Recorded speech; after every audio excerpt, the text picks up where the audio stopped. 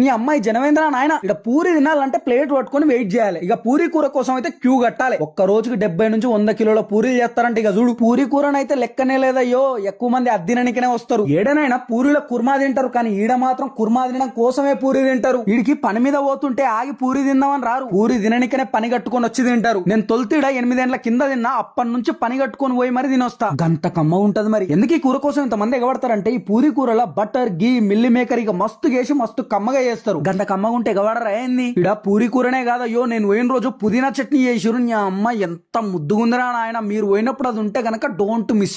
పూరీలు ఏడనైనా దొరుకుతాయి, కానీ పూరి కూరని గింత ముద్దుగా గిన్ని సంవత్సరాల నుంచి యాజ్ ఇట్ ఈజ్ చేసుడు ఎవ్వంతరం కాదు. సిర్ఫ్ గీల్ మాత్రమే చేస్తారు. ఈ పూరి హోటల్ ఏడుందంటే మియాపూర్ పోలీస్ స్టేషన్ దగ్గర విజేత సూపర్ మార్కెట్ పక్కలు ఉంటది. మదీనా కూడా పోతుంటే జస్ట్ ఆల్విన్ సిగ్నల్ దాటంగానే ఉంటది. ఫుల్ వీడియో చూడు. పూరి కమ్మదానికి మీ నోట్లో ఊరిళ్ళు ఊరుతాయి. అట్లా ఊరకపోతే మీ పేరు మార్చుకోరు. చలో ఫిర్ మిలేంగే, బాయ్.